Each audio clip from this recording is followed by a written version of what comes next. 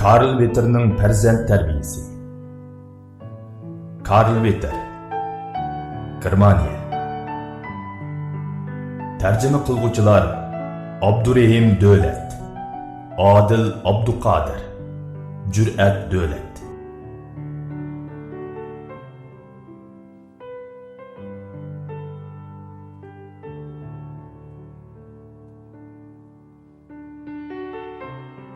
Tunji tarjimasiga kirish so'z.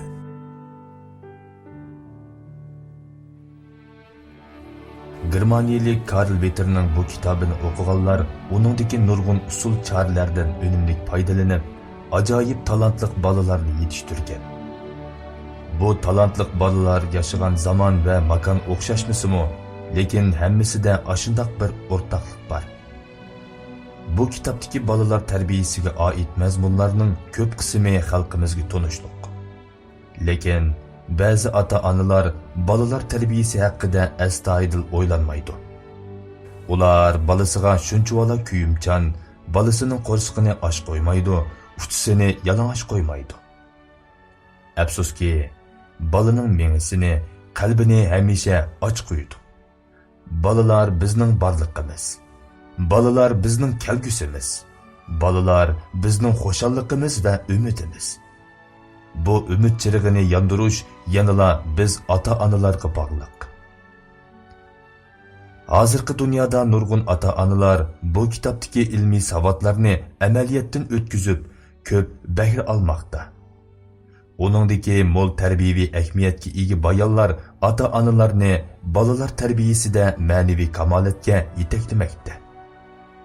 Shunga bu kitobni ishtiyoq bilan o'qib, uningdagi foydali usul choralardan ilhom olib, bolalarni tarbiyalashga ta'sir ko'rsatish bizning bu mashhur kitobni tarjima qilish jarayonida his qilgan cho'nqur ta'sirotimiz.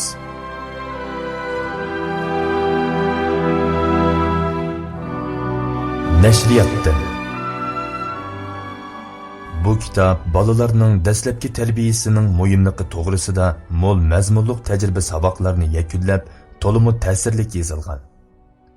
Kitobda o'ttirg'i qo'yilgan nurg'un amaliy masalalar xalqimizning farzand tarbiyalashdagi esil an'ana va tajribalariga, navbatdagi real ijtimoiy turmushiga uyg'un keladi. Yangi davrda yaramliq, yuqori sapoliq izbosarlarni yetishtirishni o'ylagan ota-onalar bu kitobni bir qitim o'qib chiqishga arziydi. Yezilganiga 185 yil bo'lgan bu kitob dunyodagi ko'p xil tillarda nashr qilinib, keng tarqatilgan. Jumladan 2001-yili davlatimizda tunji qitim nashr qilingan. Biz bu kitobni tarjima va nashr qilish jarayonida chet el yer joy nomlari, odam ismlari, turli kasbiy va ilmiy so'z atalg'ularni to'g'ri bekitish va birlikka keltirish jihatda munosabatli lug'atlarni asos qilib ko'p izlandik. Shu jarayonda kitobdagi ba'zi takror bayonlarni qisqartdik. Hurmatli o'qirmanlarning bu mashhur kitobning tarjima tahrirlik jarayonidan vaqif bo'lishini, tunji nashrda ko'rilgan savalliklarga qarata tanqidiy fikr va tuzatish berishini so'raymiz.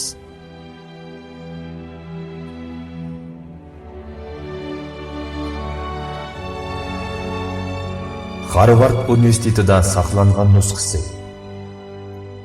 Kirish so'z o'rnida. Karl Vetter 19-asrdagi germaniyalik dangliq talant egasi. U 8-9 yoshlarida nemis tili, fransuz tili, italyan tili, latin tili, ingliz tili ham grek tilidan iborat 6 xil tilni bemalol ishlatalaydi. Shundaqla biologiya, botanika, fizika, ximiya, bo'libmi matematikaga nihoyat pishiq edi. U 9 yoshida Göttingen universitetiga kirgan. 14 yoshida falsafa ilmi bo'yicha, 16 yoshida yana qonun ilmi bo'yicha doktorlik unvoni olgan.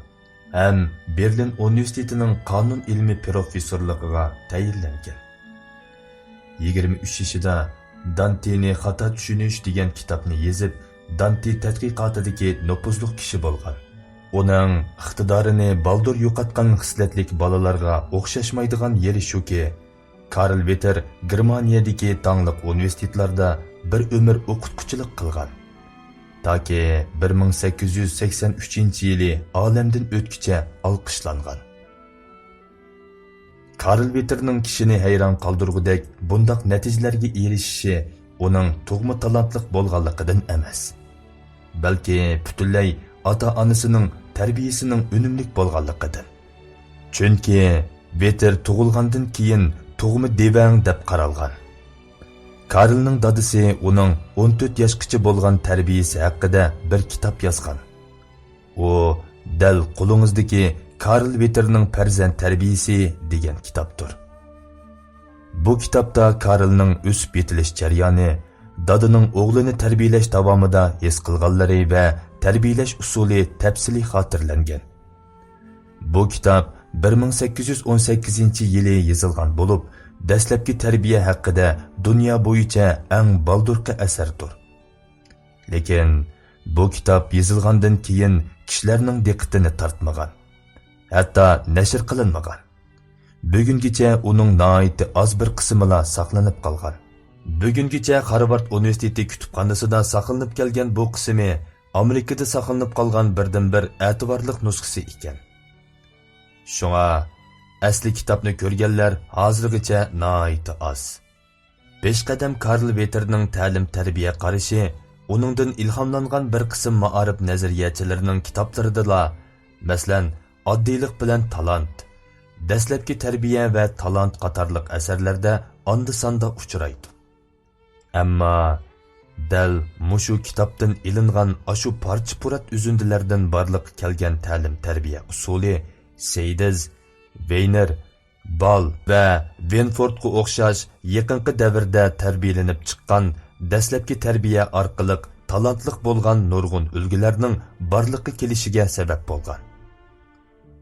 Kishini texmo hayajonlantirdigini shuki, ashu davrdan 200 yil keyingi bugungi Jungoda Liu Yitingning onasi dal ashu parcha-purat uzundilarning ilhomlantirishi ham yetakchiligi bilan qizini ko'zga ko'ringan ixtisosliklardan qilib tarbiyalab chiqqan.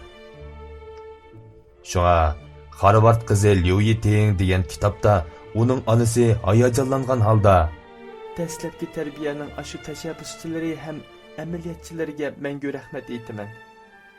Nurg'un ota-onalar kitobda ko'rsatilgan usul bo'yicha zehni baldur echilgan nurg'unlagan jungoliq o'smirlarni tarbiyalab chiqdi.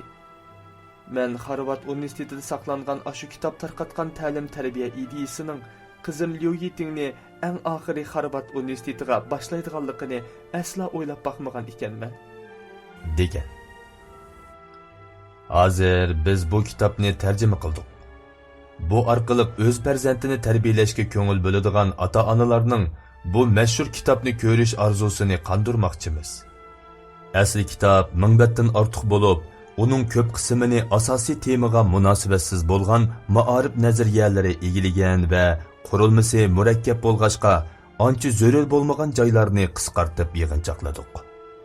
O'qirmanlarning o'qishiga ham Karl Witterning ta'lim-tarbiya ideyasini asarroq egilib olishiga qulaylik bo'lishni ko'zda tutib, kitobning muhim mazmunini asos qilib boblarga ayirib mavzu qo'ydik.